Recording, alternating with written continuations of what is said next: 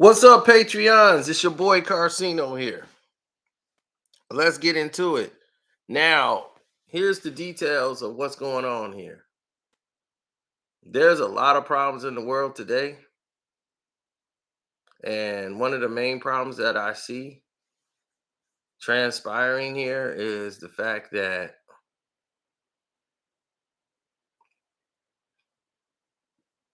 we have a major problem on the horizon. And one of the major problems is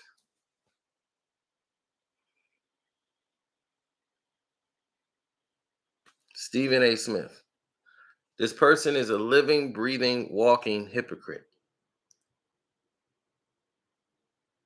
How many of you actually knew that Stephen A has two daughters?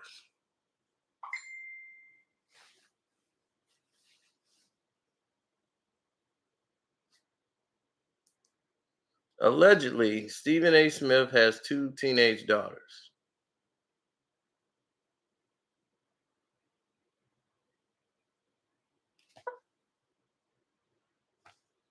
Now, Stephen A. got two daughters, right? With a baby mama,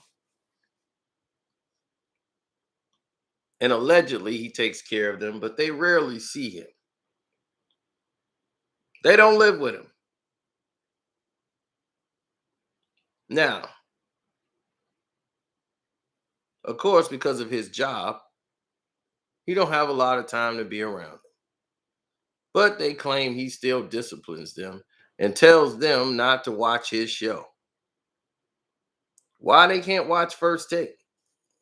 I mean, first of all, they should be in school, so the show wouldn't be, available to them. But if they wanted to see it, they should be able to watch the show.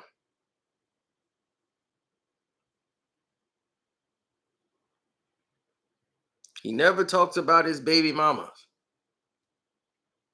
hmm? Or your four older sisters, or the fact that you have another brother. Your father had a whole secret family that you never knew about. And he told you, don't tell your mama when he dropped you off at the corner and let you walk down. Stephen A hated his father, hated his guts, but often wanted his approval. Kept trying to prove things to dad. As his brother died, he was the only brother that the mother had left, the last son remaining.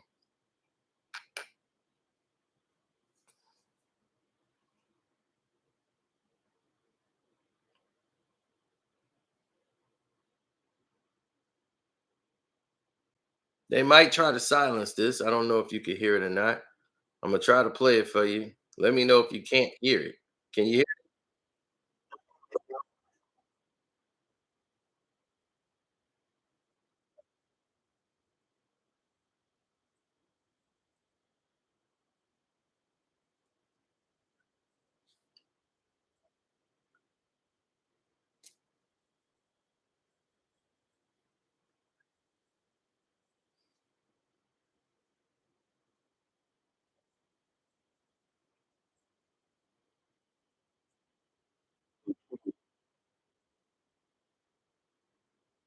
Can you hear it?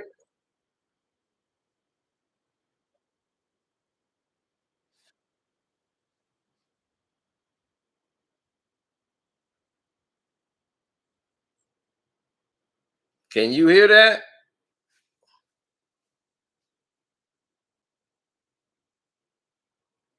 One person said they couldn't. Okay. All right. I see it right now. Y'all said y'all couldn't hear it. See, that's the nasty games they play.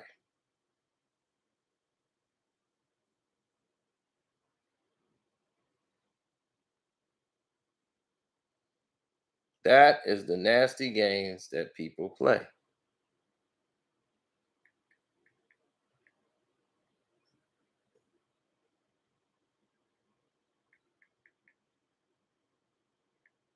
But I got something for them today. I got news for them today.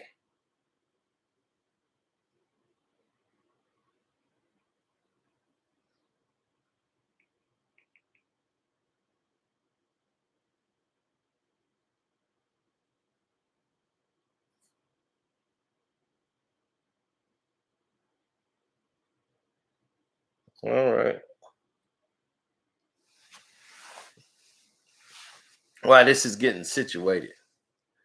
Basically, they don't want you to hear what I was playing, but we'll get there.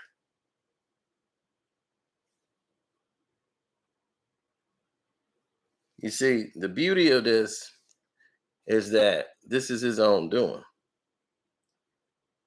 He lied to his mother. She asked him right away, "Was your father with somebody when he picked you up?" Nah, he wasn't. He lied, even though he couldn't stand his father. He lied to the person he loved the most, who took care of him, his mother, for his father. And he could understand, why did I do that? And he said, "That's the only time I ever lied to my mother." I don't believe that's true. You don't realize something. You are your father. Your father was hiding a family from your mother. He wasn't really with her anymore. He had moved out.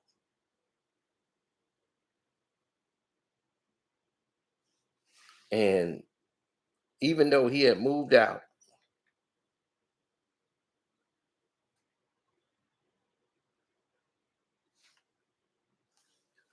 and was doing his own thing, he had a whole new family and another kid, and you didn't even know about it. Y'all had never knew he had another family. And you still felt like you had to prove something to this man. He was a misogynistic, selfish man. But you felt you have to one up him all the time. And you gotta stand up to him and you gotta challenge him.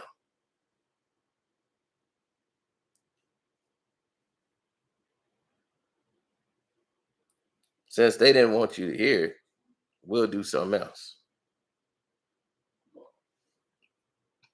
Incredibly, only at that moment did he say, "Okay, I got it now." "What do you mean?" I asked him. "All four of your daughters just said the same thing, and you said you didn't believe them." His response: "They ain't you, they're women." My sisters shook their heads in utter disgust. Words couldn't describe how I felt. My mother died on June 1st, 2017, just before midnight. I'd left the house about an hour earlier to go change and clean up at my house in North Jersey.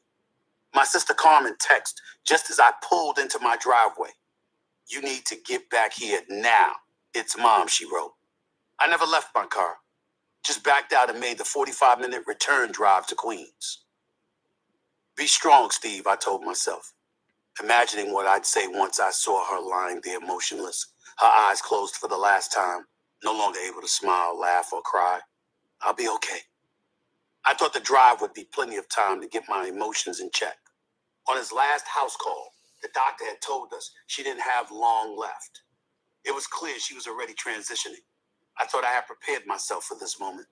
But after I parked, before I could even get to the front of the house, I heard cries. I opened the front door and saw my brother-in-law, Danny, just sitting in the living room in silence, sadness written all over his face. The same could be said for my future brother-in-law, Darren, Carmen's boyfriend. My nephew, Josh, was sobbing. As I saw this, my legs suddenly got heavy and my heart ached. The 11 steps to the upstairs level of my mother's house felt like a mile. Carmen, Linda, and Aunt Rita were in the bedroom I grew up in, sobbing, their faces soaked with tears. Arlen was right next to them, crying. I looked to my right, inside my mother's bedroom, and I saw Abigail spooning my mother, hugging her tightly as she sobbed quietly. Mommy was officially gone, and with her, so went a part of me. I started crying, and I couldn't stop for a long, long time. Frankly, everyone was thankful that she passed before I got there. They knew that seeing her take her last breath was something I could not endure. Thank God you weren't there for those final moments, Carmen said. I don't think you would have ever been the same had you been there at that moment. I was never the same anyway. My dad, however, was unchanged. His attention that night was riveted on the first game of the NBA Finals between the Cleveland Cavaliers and Golden State Warriors. The Warriors held an insurmountable lead when my sisters came downstairs to tell him that it wouldn't be much longer, so he finally dragged himself away from the TV set. He sat beside our mother, patted her, and told her everything was going to be okay. Then he got up, went back downstairs, and with the game over, watched another Western. My sisters still haven't forgiven him for that. Ultimately, my mother's passing freed me to write this book. Folks had asked me for years to write a memoir, but I'd always turned them down for one simple reason. My mother made me promise that I wouldn't do so until after she died. I had told her I would have to write the truth about everything, including my father. She did not want anyone to read about that while she was alive. So I waited and waited and waited and waited until it was time. It's time now. My story is not always an easy one to tell. If fairy tales are what you're looking for, don't bother skimming through. Now,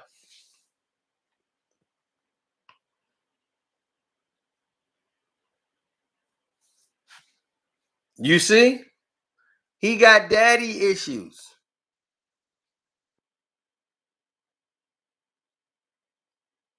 Now, see, they victimize Kwame Brown, right?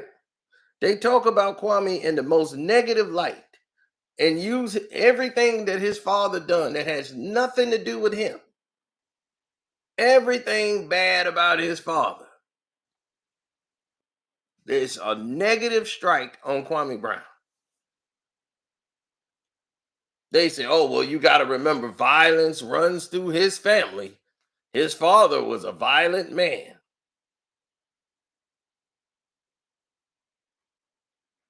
Stephen A's father used to beat his mother,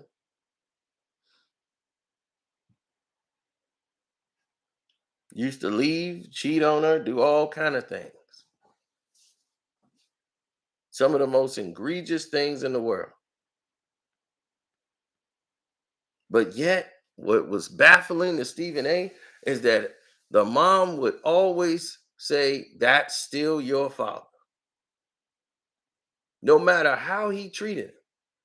But you have these people that's in like Charlemagne and other people that sat there and tried to use Kwame Brown's father as a detraction to Kwame Brown, knowing that whatever his father done with his life, it's his father's life. That's nothing to do with the child.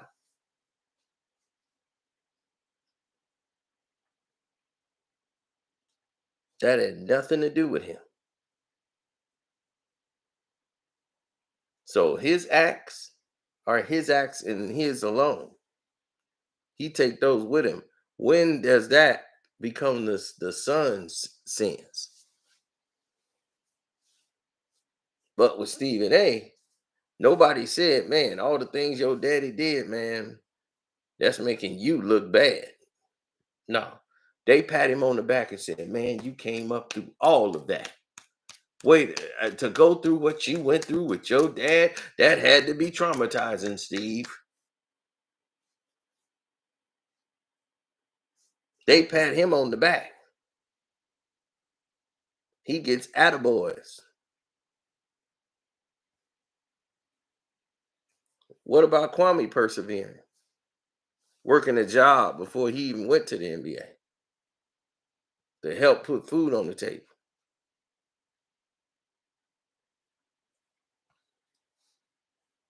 Daddy wasn't doing a damn thing.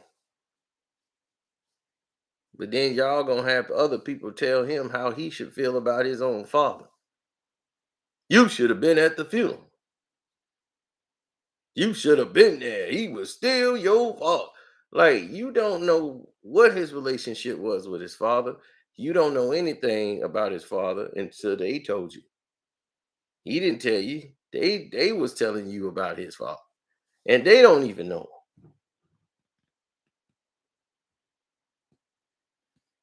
So let all that sink in.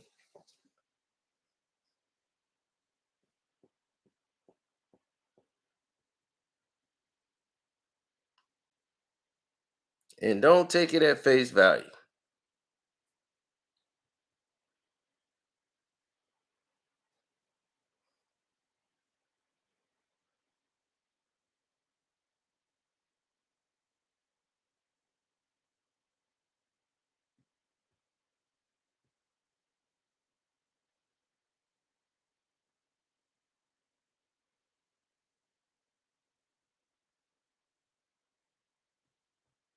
Mm-hmm. I know. Be in a glass house. This is how it always happened. It always happened in this format.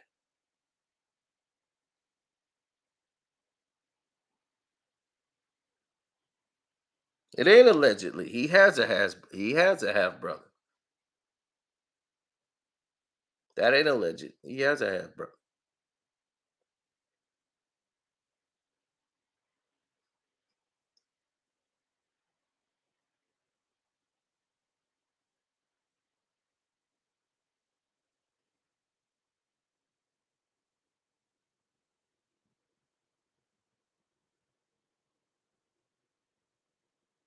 Mm-hmm.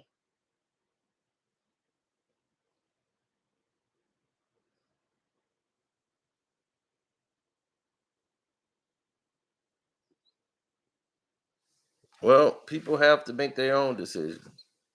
But all I can tell you is that's the double standard. That's the hypocrisy that we talk about with Stephen A. That's it, clear as day. You heard it at face value.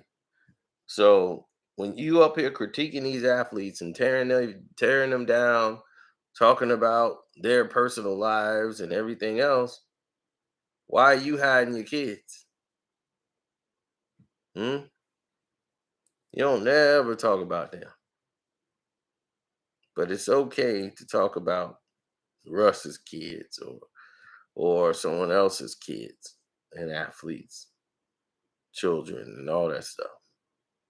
Okay. Nothing's off limits, right? Okay. But your life is so guarded. Why? Why are you hiding your children? You got a secret family too, just like your daddy. See, the apple didn't fall far from the tree.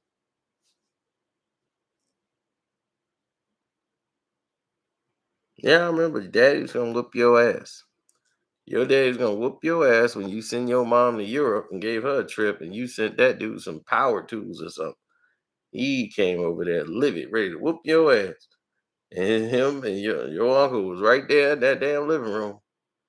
He was telling your ass off. And you was like, excuse me, mom has did everything. You've done nothing. So dad, like, boy, you too young to know. Did do something. And you ain't too old to get your butt wore out again. I don't you talk back to Pops. Pops was going for the belt. And then the uncle had to come in there.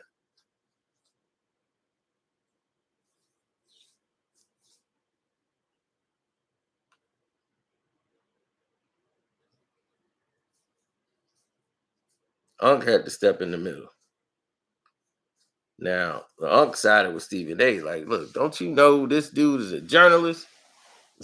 He got everything on you, boy. He got the files. If I was you, I'd shut the F up right now. You doing too much talking right now. Just shut the fuck up. Let it go. But he ain't gonna let that go. That's his son. He feel if I let my son win this argument, he gonna think he could talk to me like this any old kind of way. And I understand that's how pops feel because he feel like I'm your daddy. Period. Whatever I say, go.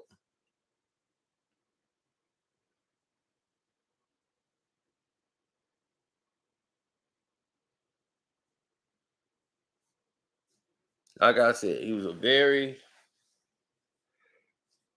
very misogynistic human being.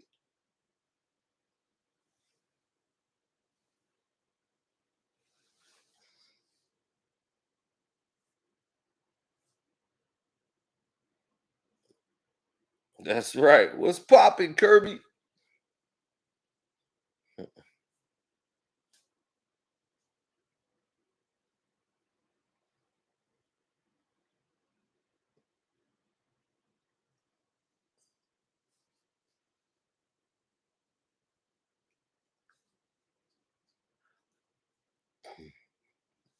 Exactly.